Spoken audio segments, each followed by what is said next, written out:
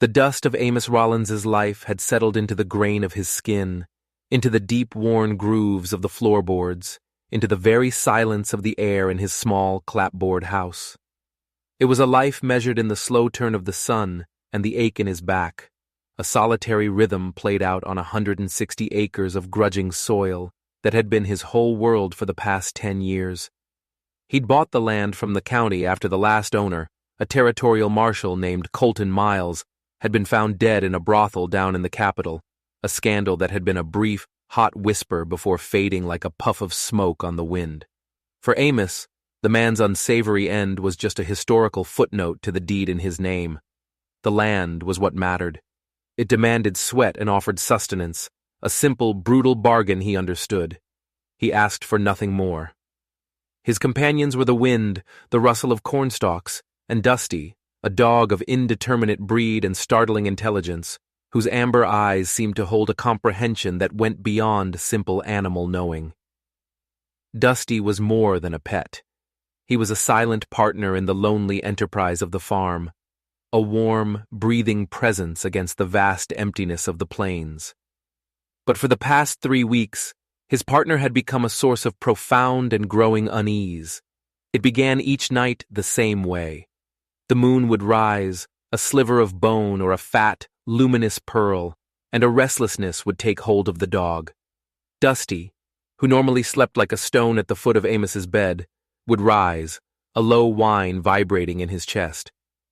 He would pad to the door, his claws ticking on the wood, and wait.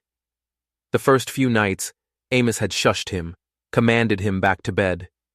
The dog would obey, circling 3 times before settling, only for the whine to begin again minutes later, more insistent, frayed with an anxiety Amos could feel in his own bones. By the 4th night, Amos relented, opening the door into the cool, insect-thrumming dark. Dusty didn't run off to chase a rabbit or bark at a passing coyote. He moved with a singular, unnerving purpose, trotting directly to the ancient oak tree that stood alone at the edge of the western pasture. It was a gnarled giant, a landmark for miles, its limbs twisted like the arthritic knuckles of some buried god. Its roots buckled the earth around its base, and its leaves whispered stories older than the farm, older than the territory itself. Beneath this colossal sentinel, Dusty would begin to bark. It wasn't a playful yelp or a territorial warning. It was a frantic, desperate, cyclical sound, a sharp, high-pitched yip, followed by a deep, guttural woof, over and over, his body coiled like a spring, his eyes fixed on a single spot at the base of the trunk, where the roots formed a dark, hollowed-out cradle. Amos would stand on the porch, his coffee growing cold in his hands, and watch.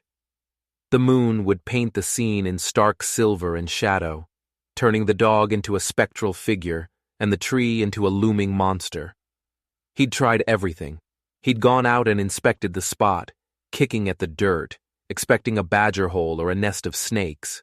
He found nothing. The earth was hard-packed, undisturbed. He'd tried tying Dusty up on the porch, but the dog nearly choked himself, his howls so full of anguish that Amos couldn't bear it, the sound of violation of the deep quiet he cherished. He'd walked the fence line with a lantern, his shotgun resting in the crook of his arm, searching for whatever phantom predator had so agitated his animal. The night offered only the familiar chorus of crickets and the lonely call of a distant owl. The intruder, it seemed, was not of flesh and blood. It was something tied to that specific patch of ground, a secret only the dog could sense. The nightly ritual gnawed at the edges of Amos's peace. The farm, once his sanctuary, now held a note of dissonance. The familiar landscape felt subtly altered, as if he were looking at a painting where one detail was inexplicably, terrifyingly wrong. His sleep grew thin and brittle. He'd wake to the phantom echo of the barking, his heart pounding a nervous rhythm against his ribs. The unease was a low-grade fever, a constant hum beneath the surface of his days. He saw his only neighbor, Henrik, at the creek that marked their property lines one afternoon. Henrik was a stooped, sun-cured man whose family had been in the territory for 3 generations. He squinted at Amos, his face a road map of wrinkles. "You look tired, Amos," he'd said, his voice raspy as dry leaves. Amos nodded, wiping sweat from his brow with the back of a calloused hand. "Dog's been keeping me up."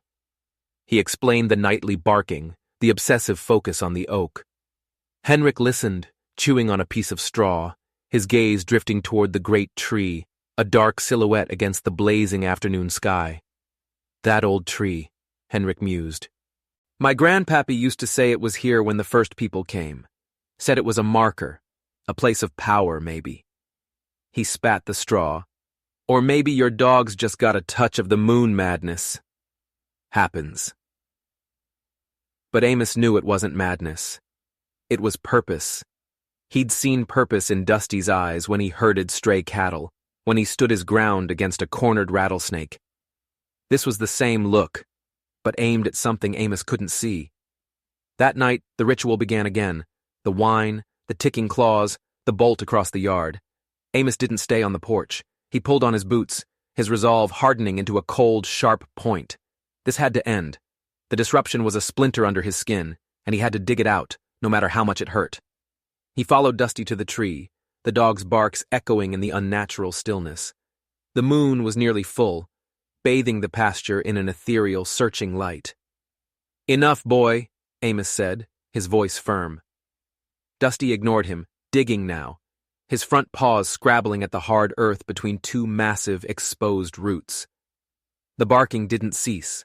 It became punctuated by grunts of effort. Amos crouched, placing a hand on the dog's back. He could feel the animal trembling, a frantic energy coursing through him. It wasn't anger or play. It was a desperate, primal urgency. And for the first time, Amos let himself truly feel it. He closed his eyes, filtering out the crickets, the wind, everything but the dog's frantic need and the immense, silent presence of the tree. The unease that had been simmering within him coalesced into a single, chilling thought. The dog wasn't barking at something in the ground. He was barking at something that shouldn't be in the ground. It was an idea so foreign to his pragmatic mind that he almost dismissed it. But the solid, trembling weight of his dog under his hand was undeniable proof. The simple man's quiet life had been disturbed, and the mystery wasn't going to go away. It was buried right here, at his feet, and his only friend in the world was begging him to unearth it. The puzzled unease gave way to a cold dread. He looked up at the gnarled branches reaching like skeletal fingers toward the stars and felt a profound sense of trespass. He was a simple farmer, but he was standing on the edge of a story he didn't own, a secret the earth itself had tried to keep. The decision didn't come in a flash of insight, but as a slow, creeping dawn of inevitability. For another week, he resisted. He tried to reinforce the routines of his life, hoping the familiar rhythm of labor would exorcise the mystery. He mended fences, cleared brush, and turned the soil in the kitchen garden, working until his muscles screamed and his mind was too numb to think. But every sunset brought a fresh wave of anxiety, and every night, Dusty's vigil at the oak tree resumed, a relentless accusation against Amos's inaction. The dog was growing thinner, his frantic nightly exertions and troubled sleep taking their toll. His amber eyes, usually so bright with intelligence, were now clouded with a permanent, pleading exhaustion. Seeing the cost of the mystery etched onto the creature he loved was the final push. The tree had to come down. The thought was a kind of sacrilege. To fell a thing that had stood for centuries, a silent witness to seasons and sorrows beyond human memory, felt like a sin against time itself. It was the heart of his landscape, the anchor of the horizon. But the health of his dog, the sanity of his own mind, felt more vital. One morning, under a sky the color of washed-out denim, he walked to the shed and took out the double-bitted felling axe. Its head was heavy and cool, its hickory handle worn smooth by his own hands. He ran a whetstone along its twin blades until they gleamed with a hungry light. He walked to the tree, Dusty trotting silently at his heel, as if he understood the gravity of the moment. The dog didn't bark. He sat, watchful, his tail giving a single, slow thump against the ground. Amos circled the oak's massive trunk, his hand resting on its rough, furrowed bark. It was like touching the skin of a living fossil. He felt a pang of regret, a whisper of shame for the violence he was about to commit. He was a man who built things, who nurtured life from the soil. This act of destruction felt like a betrayal of his own nature. But the secret, the thing that tormented his dog, was coiled in its roots. To get to it, the guardian had to fall. He chose his line and swung the axe. The first blow rang out, a sharp, metallic thunk that seemed to scandalize the morning quiet. A pale wedge of wood flew from the trunk. Amos gritted his teeth and swung again and again, falling into the powerful, hypnotic rhythm of the work. Sweat beaded on his forehead and trickled into his eyes. His shoulders burned. The tree accepted the blows with a stoic indifference, the gash in its side weeping a faint, sappy perfume. Hours passed. The sun climbed higher, beating down on his neck. He worked without stopping, fueled by a grim determination. Finally, with a deep, groaning crack that seemed to tear through the very fabric of the world, the ancient oak began to lean. It fell in a slow, magnificent agony, its vast canopy of leaves rushing through the air with a sound like a great final sigh. It hit the ground with a thunderous crash that shook the earth under Amos's feet, sending a tremor all the way back to the house. The silence that followed was immense, deafening. The horizon felt naked, exposed. A gaping hole had been torn in his world. Amos stood for a long time, breathing heavily, leaning on his axe, surveying the wreckage. Dusty whined, a low, eager sound, and nudged his hand, drawing his attention back to the stump. The roots, now fully exposed, were a tangled, monstrous web, and there, in the hollow the dog had been so obsessed with, the felling had sheared away a thick layer of root and earth, revealing a dark, straight edge of something that was not wood, not stone. Iron. His heart hammered against his ribs. He dropped the axe and fetched a shovel and a pickaxe from the shed. The digging was hard, punishing work. He had to chop through a thick lattice of roots, his muscles screaming in protest. Dusty paced and whimpered, his excitement mounting with every shovelful of dirt that was tossed aside. Finally, he cleared enough space to see it properly. It was a box, about 2 feet long and 1.5 feet wide, its wood blackened by moisture and time, bound with thick, rust-eaten straps of iron. A heavy, formidable-looking lock, green with verdigris, held it shut. With a final heave, he pried it from the earth's grip. It was heavier than he expected, a solid, dense weight. He dragged it out of the hole and onto the grass. He stood over it, his shadow falling across its ancient surface. This was it, the source of the mystery, the cause of his dog's torment, the weight of the past, tangible in his hands. He felt a strange mix of terror and elation. The truth, for better or worse, was here. He ran his fingers over the pitted iron. What secrets did it hold? What story was so terrible it had to be buried at the heart of an ancient tree? He was so consumed by the object at his feet that he didn't hear the horse until it was almost upon him. It was the sudden shift in Dusty that alerted him. The dog went rigid, a low, menacing growl rumbling deep in his chest. Amos straightened up, his hand instinctively going to the handle of the shovel, and turned. A man on a tall black horse had crested the low rise of the pasture and was riding toward him at a steady, unhurried pace. He was a silhouette against the bright sky, but even from a distance, Amos could feel the intensity of his focus. There was no meandering curiosity in his approach. He was coming for this spot, for him. As the rider drew closer, the details sharpened. He was lean and dressed in dark, practical clothes, a duster, worn jeans, scuffed boots. A wide-brimmed hat was pulled low, shadowing his face. But there was no mistaking the pistol holstered high on his hip, the leather dark and well-oiled.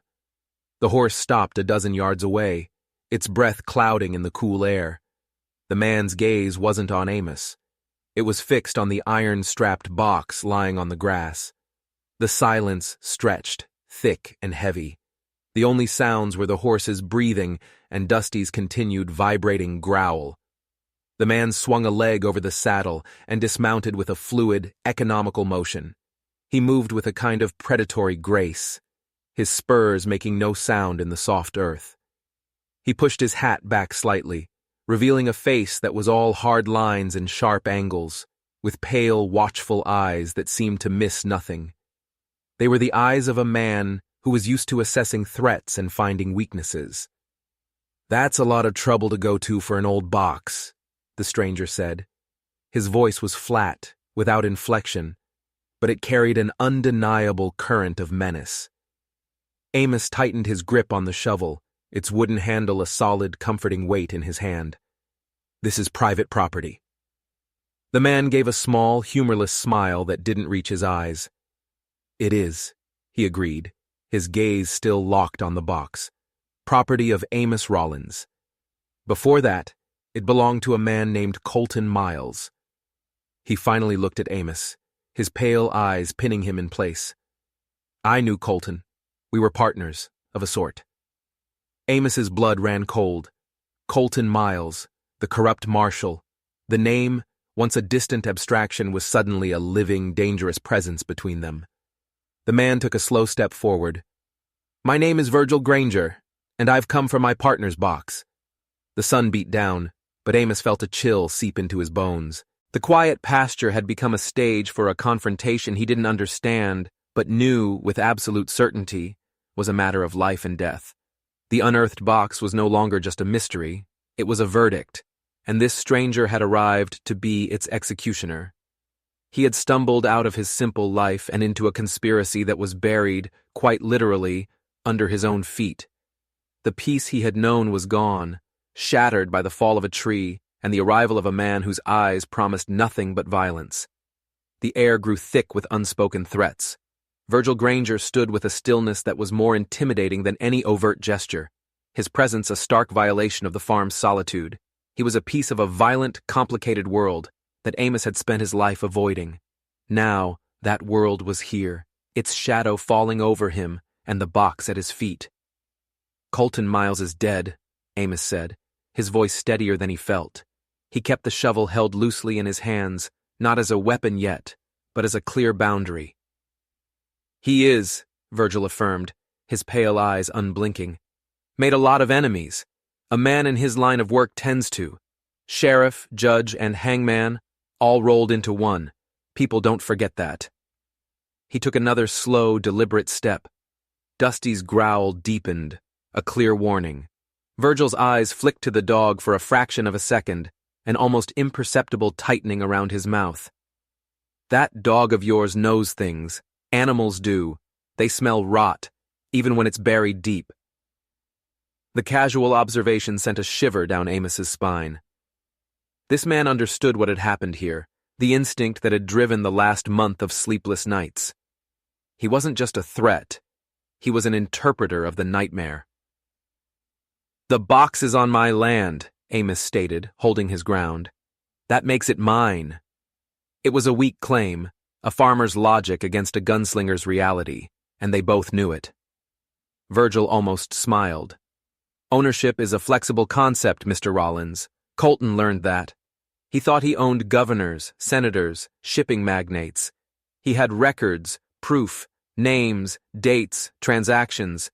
He kept it all in what he called his insurance policy." He nodded toward the iron-strapped chest. He trusted the earth more than he trusted any bank, or any partner. The pieces began to click into place in Amos's mind, forming a picture of terrifying clarity. Colton Miles wasn't just a corrupt lawman. He was the bookkeeper for a whole network of corruption. This box didn't just contain secrets. It contained the ruin of powerful men.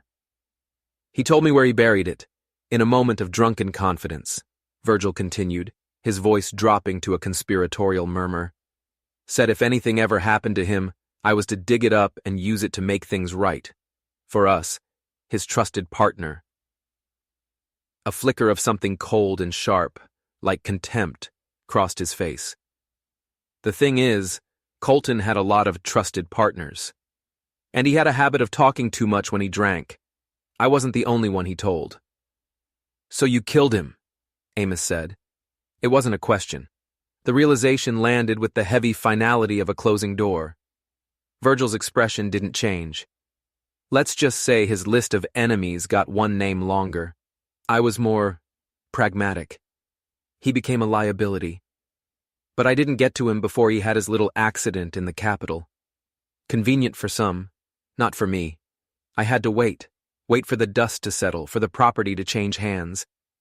I've been watching this place for years, waiting for the right moment. I never imagined a damned dog would find it for me. He was close now, barely 10 feet away. Amos could see the sun-bleached hairs on his arms, the faint scar that cut through one eyebrow. He could smell the dust and sweat and leather of him. The world had shrunk to this small patch of grass, the fallen oak, the iron box, and the deadly space between two men. "You've stumbled into something, farmer," Virgil said, his voice soft but edged with steel. "Something bigger and uglier than you can imagine. The men whose names are in that box, they have reach, they have power. They buried Colton's official investigation so deep it'll never see the light of day. They will do the same to anyone who tries to dig it up." Amos felt the weight of that threat. It wasn't just Virgil he was facing. It was a whole unseen apparatus of corruption, a conspiracy of ghosts who could erase a man from the world without a trace. His quiet life, his farm, his very existence. It was all terribly fragile in the face of such power. He could just give the man the box. He could let Virgil walk away with his partner's poison and pray he would be forgotten, a simple farmer who saw nothing. He could try to reclaim the peace he'd had just this morning. But as he looked at the box, at the raw earth where the ancient oak had stood, he knew that peace was already dead. It had been an illusion, built on a foundation of lies and buried secrets. He had chopped it down with his own axe. "What's in it is the truth," Amos said, more to himself than to Virgil. Virgil laughed, a short, harsh bark that startled the birds from the fallen oak's branches. "Truth? There's no such thing. There's just your story and my story, and the story of the man with the gun. The contents of that box aren't truth, farmer. They're leverage, they're power, they're a weapon, and you have no idea how to use it. But I do." He held out his hand. "Give me the box, Mr. Rollins. Walk away. Forget you ever saw it. Go back to your crops and your quiet life. This is your only chance to do that." The moral weight of the moment settled on Amos's shoulders, heavier than the box, heavier than the fallen tree. It was the choice he had been unknowingly moving toward ever since Dusty first started barking.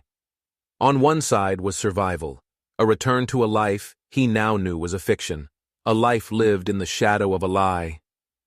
On the other was a dangerous, unknown path, paved with the contents of that box. It was a path that led toward confrontation, toward the powerful, unseen men Virgil spoke of. It was a path that would likely get him killed. But it was the path of truth. True justice, he was beginning to understand, wasn't something handed down by judges in powdered wigs. It was something that required courage. It required sacrifice. It forced ordinary men to make extraordinary choices. He looked from Virgil's outstretched hand to Dusty, who was still poised, trembling, ready to defend him. The dog's instinct was pure, uncomplicated. He knew rot when he smelled it. He knew evil when he saw it, and he was willing to stand his ground against it. How could Amos do any less? He had lived by a simple, strong moral code his whole life. You work hard. You are honest. You protect what is yours. This box, this truth, it was his now. It had been unearthed on his land, by his own hand. To surrender it would be to surrender a part of himself, to betray the very principles that gave his solitary life meaning. "No," Amos said. The word was quiet, but it landed with the force of a hammer blow. Virgil's hand dropped. The thin veneer of civility vanished, leaving only the ruthless enforcer. His pale eyes went flat and cold as a winter sky. "That's the wrong answer." The sky above was beginning to change. The washed-out denim was being bruised with shades of gray and purple from the west. A low, distant rumble of thunder echoed the tension in the field. A storm was coming. The revelation was complete. The standoff was no longer about a mysterious box. It was a battle for a dead man's legacy, a violent conspiracy pressing in on Amos from all sides, and his own soul hanging in the balance. The quiet farmer had to decide what his peace was truly worth. The air grew heavy, charged with the coming storm and the certainty of violence. Virgil's pragmatic mask had slipped, revealing the predator beneath. He didn't draw his weapon yet. He was a man who enjoyed the slow burn of intimidation, the psychological dismantling of his opponent. "You're a stubborn man, Rollins," Virgil said, his voice deceptively calm. "I respect that, but stubborn men end up in the ground just as easy as cowards. You have no idea what you're holding. That box is a death warrant." Amos stood his ground, the shovel feeling less like a tool and more like an extension of his will. He had made his choice. Now he had to survive it. He needed leverage, a weapon Virgil couldn't see. His eyes darted to the box. The lock was rusted solid. He'd need the axe to break it open. But an idea, desperate and sharp, began to form in his mind. It was a long shot, a gambler's play, but it was all he had. "Maybe I know more than you think," Amos said, his voice low and steady. He was bluffing, but he poured every ounce of conviction he possessed into the words. He needed to plant a seed of doubt in Virgil's cold certainty. "Maybe Colton wasn't as drunk as you thought when he talked." Virgil's eyes narrowed slightly. "What's that supposed to mean?" "This farm," Amos said, gesturing vaguely with his head. "It's a big place. A lot of old trees, a lot of deep holes." He let the implication hang in the air. The lie felt surprisingly natural on his tongue, a weapon forged in the heat of the moment. "He wasn't a fool, your partner. A man with an insurance policy that valuable doesn't just make one copy." For the first time, a flicker of uncertainty crossed Virgil's face. He had come here for a simple, brutal transaction. Take the box, eliminate the witness. The possibility of complications, of hidden variables, was something his pragmatic mind had to consider. "You're lying," Virgil said, but the conviction in his voice was a fraction weaker. "Am I?" Amos pressed, emboldened. "Ask yourself." "You said it yourself. He had a lot of trusted partners. Why would he put all his trust in one box, in one spot? He spread the risk. There's a journal in that box, isn't there? A ledger. But there's a map, too. A map to the other locations. I know, because I've already found it." It was a complete fabrication, a story woven from the threads Virgil himself had provided. Amos had no idea what was in the box, but a journal and a map felt right. They felt like the kind of things a man like Colton Miles would create. He watched Virgil's face, searching for a sign that the lie had landed. He saw it in the subtle tightening of his jaw, the way his gaze shifted from Amos's face to the box and back again. "You're bluffing," Virgil repeated, but he was talking to himself as much as to Amos. He was recalculating. The simple farmer had suddenly become a variable, a man who might hold a key piece of the puzzle. Killing him might mean losing the rest of the treasure. The wind was picking up now, whipping strands of hair across Amos's face and carrying the scent of rain and damp earth. The clouds overhead were a churning mass of dark gray, and the thunder was closer, a deep, guttural growl that vibrated in Amos's chest. The storm was mirroring his own internal tempest, the raw, desperate struggle for survival. "You think I chopped down this old tree on a whim?" Amos pushed harder, his voice rising with a feigned confidence. "The dog led me to it, just like he'll lead me to the others." He looked at Dusty, who was still fixed on Virgil, a coiled spring of muscle and teeth. "His instinct is better than any map." That was the part that rang true. Virgil had already acknowledged the dog's uncanny senses. It was the perfect anchor for the lie. He saw the calculation in Virgil's eyes give way to frustration, then to rage. The enforcer was losing control of the situation. His simple plan had become a tangled mess. Enough of this, Virgil snarled, his patience finally snapping. I'll take the box. Then you and I and your clever dog are going to go for a walk. You'll show me. The bluff had worked, but not as Amos had hoped. It hadn't made Virgil back down. It had made him change tactics. Amos knew he could never produce a second location. The moment they stepped away from this spot, his life and Dusty's would be over. The time for words was gone. I don't think so, Amos said quietly. Virgil's face hardened into a mask of pure violence. I'm done asking. It happened fast. Virgil's hand dropped to his hip, his fingers closing around the handle of his pistol. The movement was a blur of practiced lethality, but in that same instant, as Virgil's arm began to rise, Amos yelled the only word that mattered. Dusty! The dog exploded from his sitting position. He was not a pet anymore. He was a projectile of fur and fury, a loyal protector answering his master's call. He launched himself not at Virgil's gun hand, but at his legs, just as Amos had instinctively known he would. Dusty's teeth sank into the denim and flesh of Virgil's thigh. Virgil cried out, a sharp sound of pain and surprise, his aim thrown off. The pistol fired, the shot going wide, a deafening crack that was instantly swallowed by a clap of thunder directly overhead. At that exact moment, the heavens opened. Rain began to fall, not in drops, but in a solid, blinding sheet. The dog's attack gave Amos the opening he needed. He wasn't a fighter, but he was a man of strength and leverage. He swung the shovel not like an axe, but like a quarterstaff, using its full length.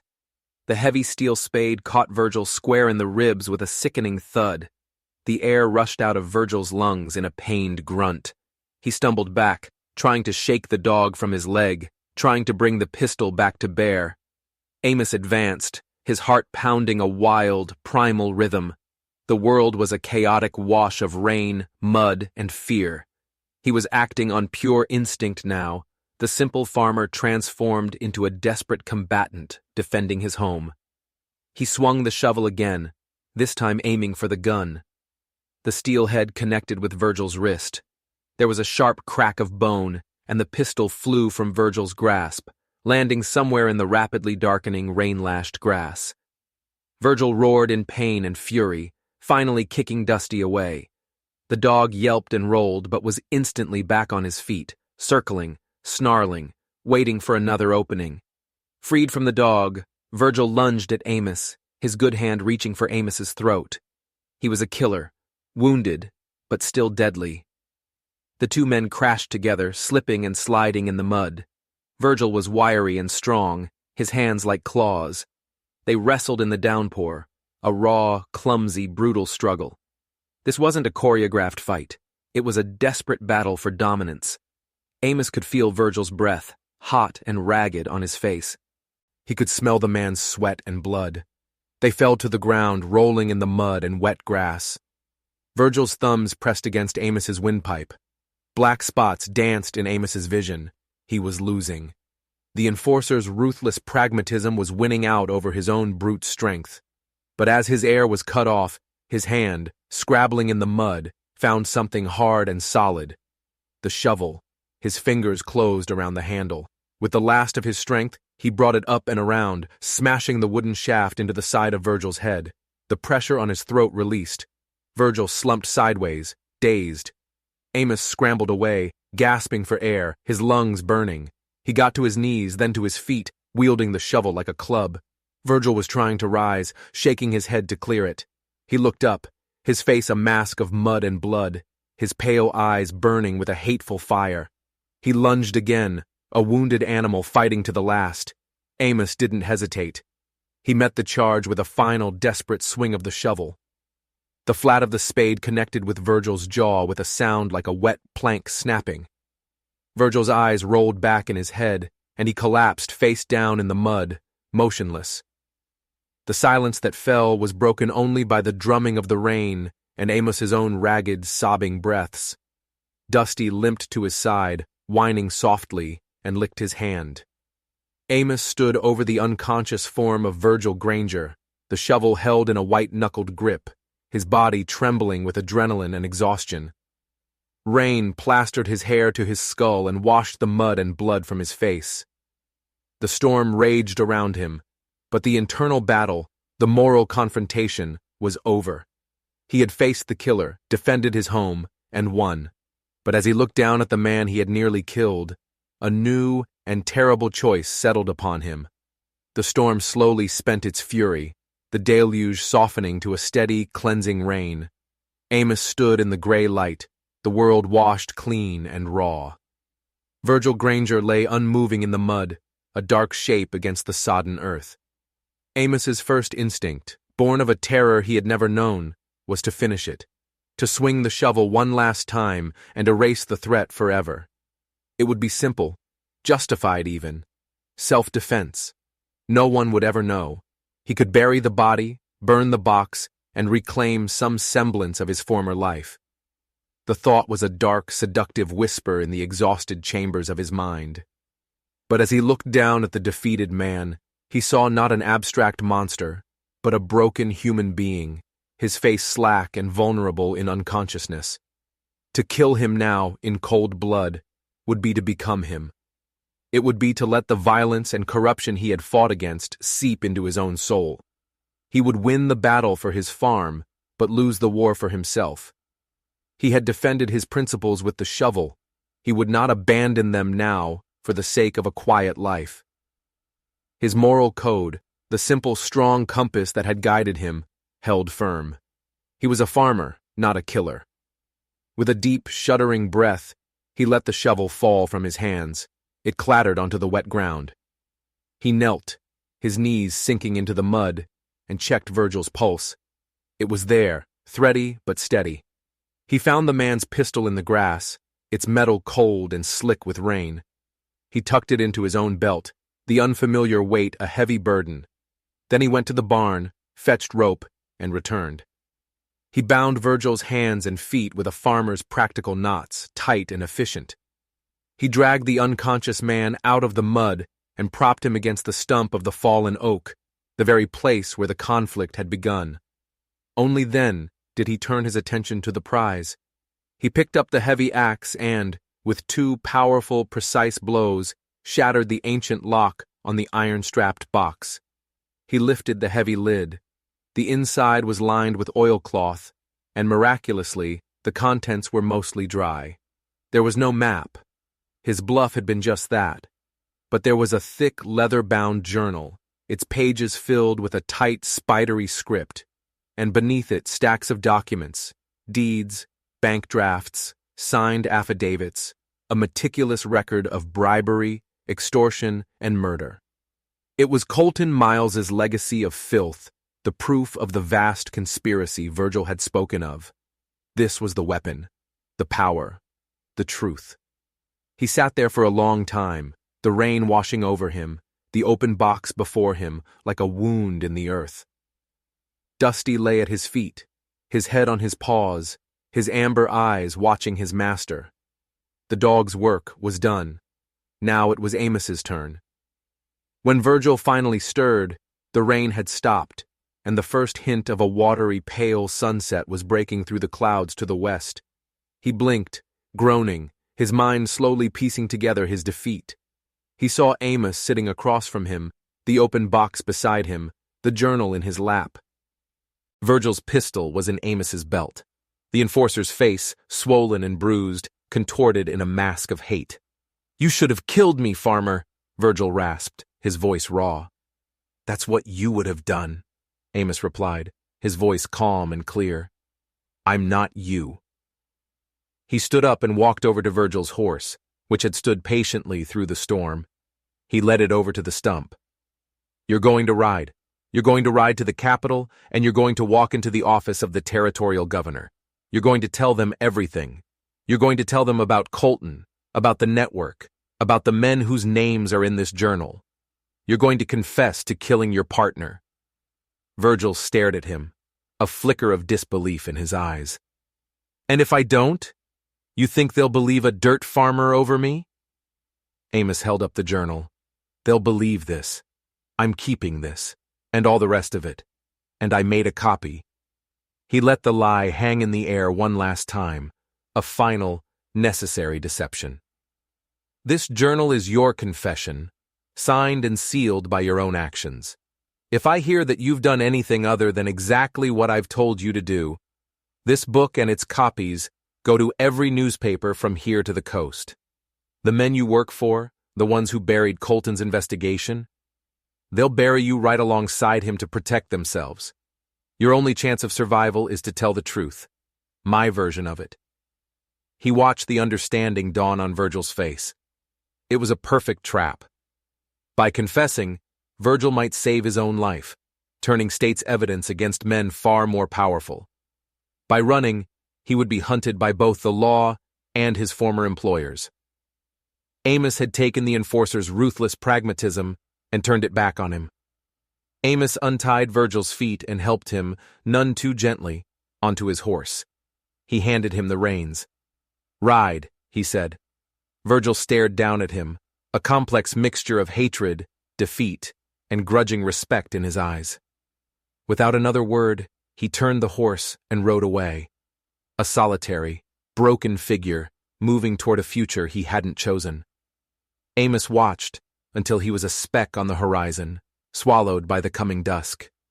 He was alone again, left in the rain-soaked aftermath, with the wreckage of the tree and the open, plundered box. His quiet life was over. He knew that. The men whose names were in that journal would not let this go. They would come for him. They would come for the evidence.